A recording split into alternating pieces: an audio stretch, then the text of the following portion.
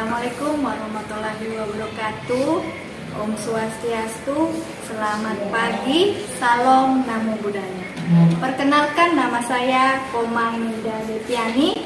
Saya adalah salah satu guru di SMA Negeri 2 Palu, sekaligus mahasiswa PPG dalam jabatan tahun 2022 kategori 1.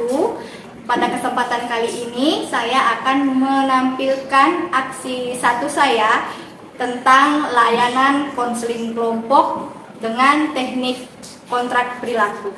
Selamat menyaksikan.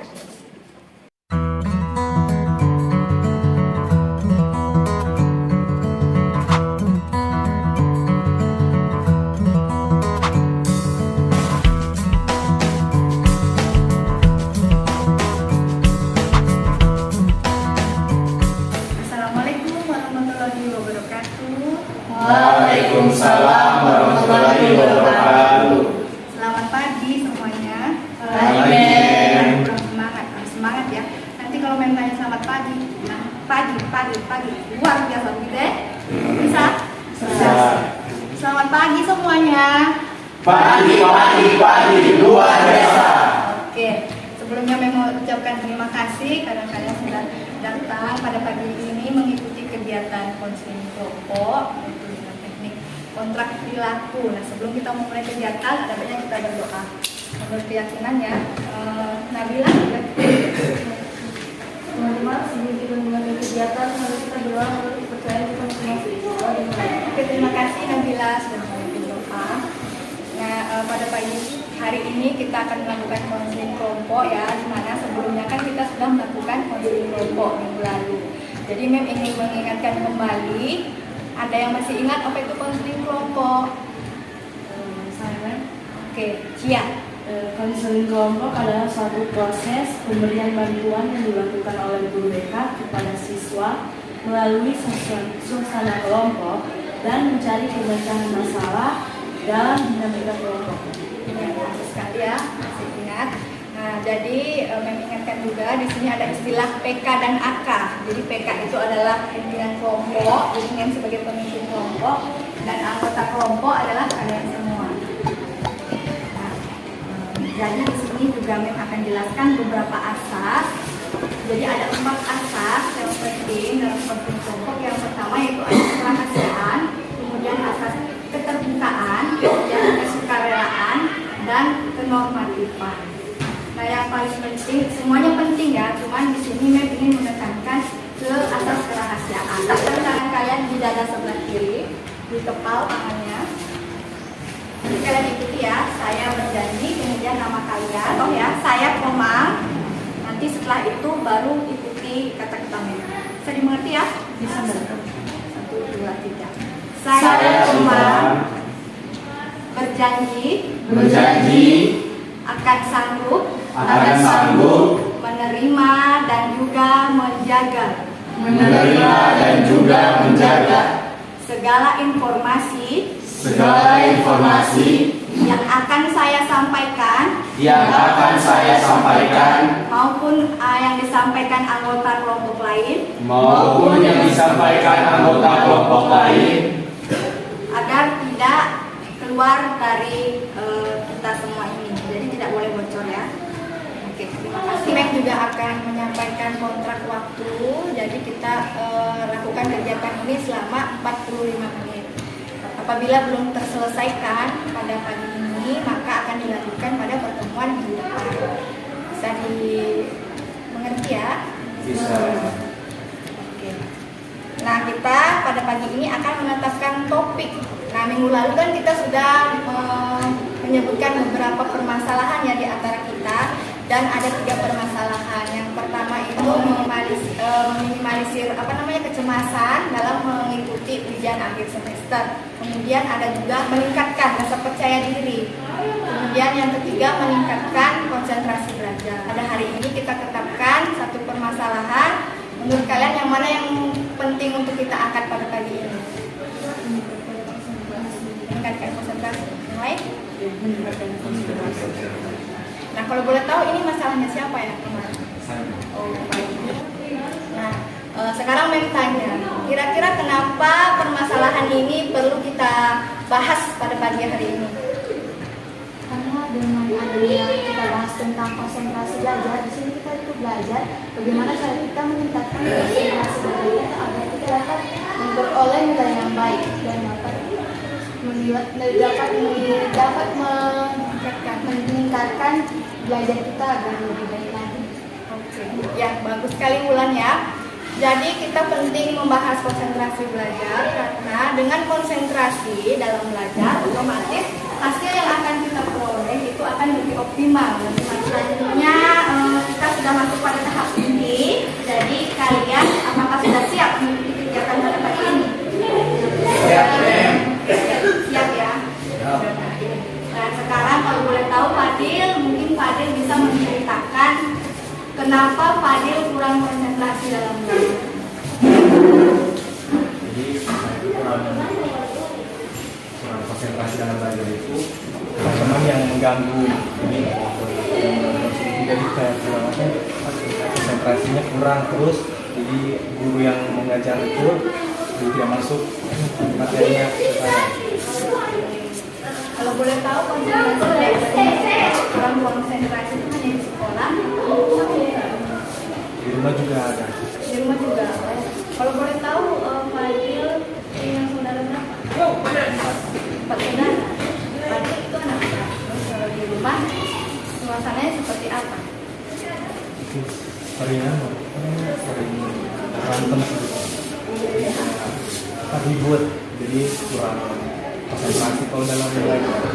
Nah itu tadi penyampaian dari Fadil ya. Jadi Fadil ini tidak konsen dalam belajar baik di sekolah maupun di rumah ya. Ada beberapa faktor penyebab yang sudah tadi Fadil sampaikan. Jadi dari semua faktor penyebab yang Fadil tadi sampaikan, anggota lain sudah dengar semua? Sudah. Sekarang kita mencoba mencari apa sih akar dari permasalahannya Fadil yang membuat Fadil tidak konsentrasi belajar di sekolah maupun di rumah.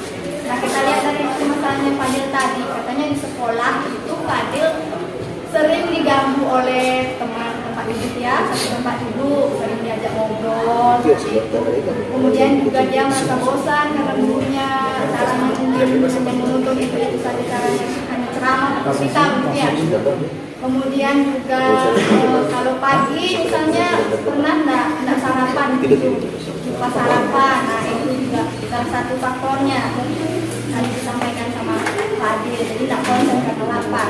Kemudian di rumah juga karena ada gangguan dari adiknya yang paling kecil, jadi ribut begitu ya, tidak konsen belajar seperti itu ya Fadil ya. Nah dari sekian penyebab Fadil tidak konsentrasi belajar. Nah, sekarang untuk menentukan akar penyebab masalahnya, Mem ingin memberitahukan beberapa aspek. Ada 4 aspek yang mempengaruhi kita tidak konsentrasi dalam belajar. Menurut Slameco tahun 2010 itu ada 4 aspek.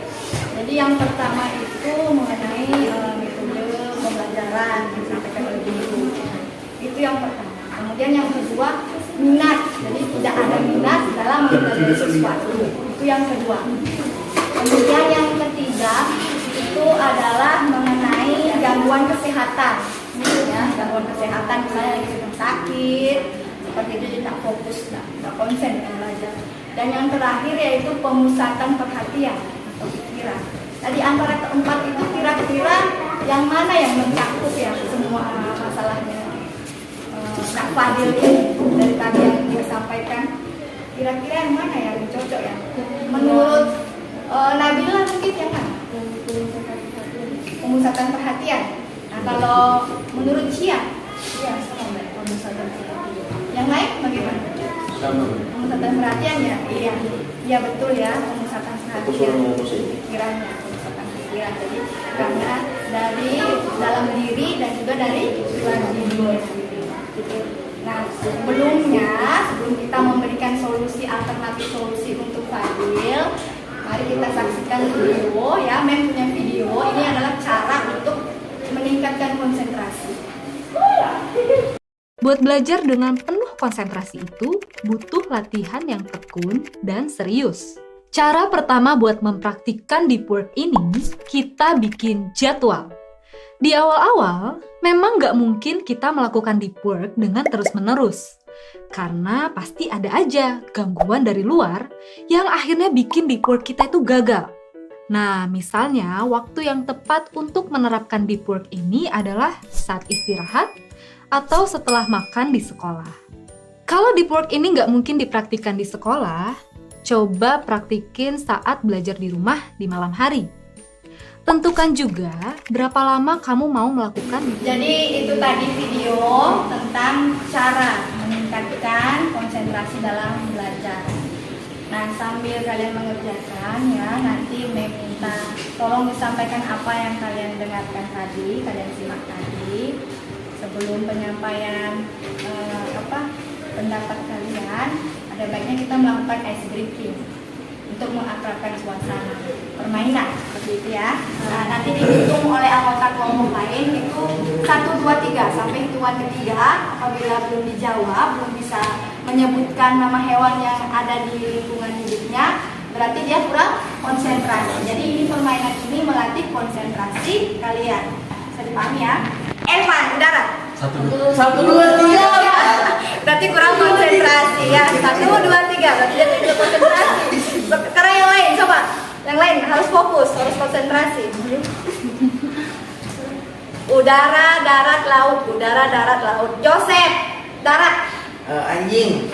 Iya, betul. Oke, sekarang kita lanjut. Siapa dulu yang mau menyampaikan yang sudah dibuat di LKPD? Siapa? Evan. Evan. Evan menunduk diri. Ayo Evan. Iya. Apa yang Evan buat tadi setelah menyaksikan video? Menurut Evan, apa yang perlu dilakukan untuk meningkatkan konsentrasi? Yang pertama yaitu membuat jadwal belajar. Yang kedua melakukan persiapan, dan yang ketiga menentukan waktu yang tepat, tempat yang nyaman dan tenang, jauh dari kebisingan. Dan kelima, istirahat yang cukup atau shutdown ritual ya. Oke, bagus, beri tepuk tangan dulu. Yang lain yang mau menambahkan? Siapa yuk? Nabila mau menambahkan apa lagi kira-kira caranya konsentrasi? Menurut saya cara konsentrasi itu bisa dimulai dengan di sekolah kita belajarnya saat sedang pada istirahat, jadi kau bisa lebih tenang saat teman-teman makan, sudah kau makan, kau cari tempat yang tenang. Dan misalnya di kelas kan teman-teman suka pada main di luar kayak istirahat, itu juga bisa tenang yang belajar itu menggunakan waktunya. Oke, terima kasih Nabila. Yang lain ada nggak yang mau menambahkan lagi? Oh ya, Bulan, boleh Bulan. Atau mungkin waktu Fadil di rumah kan ada gangguan, boleh Fadil ke kamar, kunci kamar, jauhkan HP dari Fadil, terus mulai belajar agar Fadil lebih tenang, jauh dari kebisingan orang-orang di rumah. Oke, terima kasih ya semua sudah memberikan alternatif solusi untuk teman kita Fadil ya. Fadil, dari sekian solusi yang sudah disampaikan oleh teman yang lain dan juga menyaksikan video yang sudah Meputar, kira-kira apa nanti yang akan Fadil lakukan ke depannya untuk meningkatkan konsentrasi belajarnya Fadil?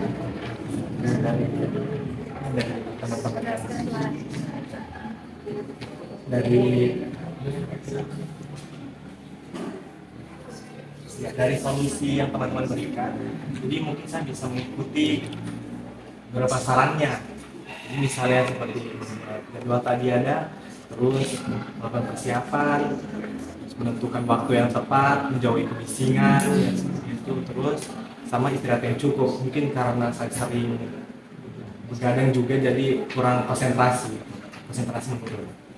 Oke, dan kita tidak bisa langsung berhasil ya seperti itu ya Fadil. Jadi perlu latihan. Nah, misalkan latihan seperti kita belajar, biasanya kan tidak mungkin kita konsentrasi penuh selama berjam-jam seperti itu ya.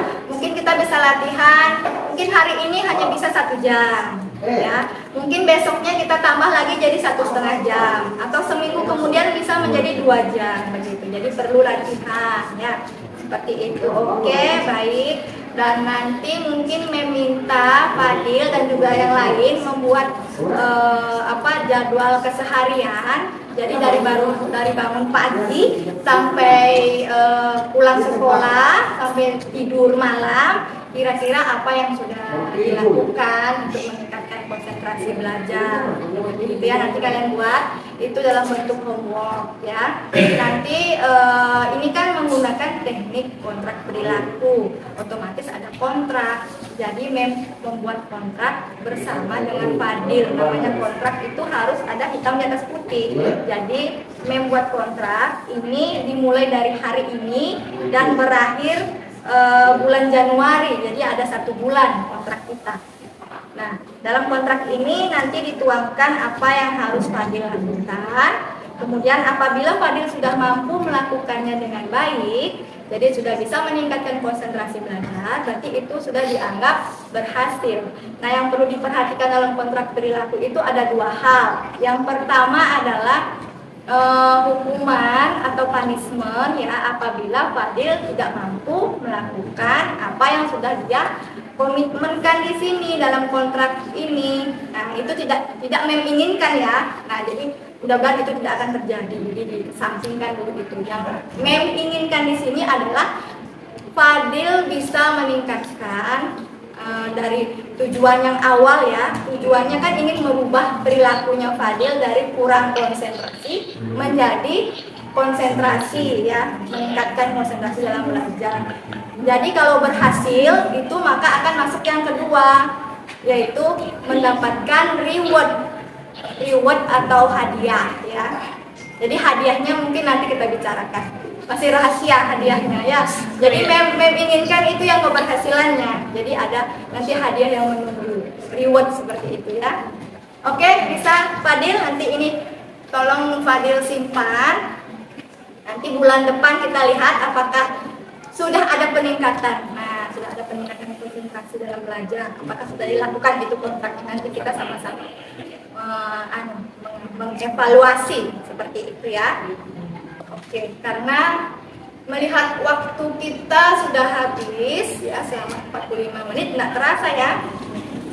Berarti nanti kita lanjutkan lagi pada pertemuan selanjutnya minggu depan, yaitu tentang permasalahannya tentang apa yang lagi satu masih ingat, meningkatkan rasa percaya diri. Ya, itu punyanya siapa ya masalahnya ya? Evan ya? Iya, Evan bagaimana minggu depan kita angkat masalahnya? Boleh? Bersedia ya? Oke. Untuk mengakhiri ini tadi diawali dengan doa, berarti otomatis diakhiri dengan doa. Tapi sebelum berdoa, kita simpulkan dulu kegiatan kita hari ini agar lebih bermakna ya, lebih bermanfaat lagi. Kira-kira siapa yang bisa menyimpulkan? Nah, siapa yang bisa menyimpulkan dari keseluruhan? Siapa? Bulan? Oke, Bulan. Dari kita mengangkat kasus dari Fadil, dan setelah menonton video saya dapat menyimpulkan di mana konsentrasi ini sangat kita butuhkan sebagai pelajar ataupun non pelajar, karena dengan adanya konsentrasi kita dapat melakukan semua kegiatan kita dengan baik dan tepat. Nah, ada beberapa hal yang pelajar lakukan dalam meningkatkan konsentrasi mereka. Yang pertama adalah istirahat yang cukup, melakukan persiapan, membuat jadwal belajar, dan menentukan waktu yang tepat buat belajar, dan menentukan tempat di mana buat belajar, seperti jauh dari kebisingan, tempatnya yang tenang, begitu. Terima kasih. Oke, terima kasih banyak Bulan. Oke, tepuk tangan dulu. Baik, Ibu mengucapkan banyak terima kasih dan juga memohon maaf apabila ada salah-salah kata dan juga perlakuan yang Ibu lakukan pada kegiatan pada pagi hari ini. Kita akhiri dengan doa. Nak Nabila, pimpin doanya Nak. Teman-teman, sebelum kita mengakhiri kegiatan kita, maka kita berdoa, mohon doa dan kita berdoa dimulai.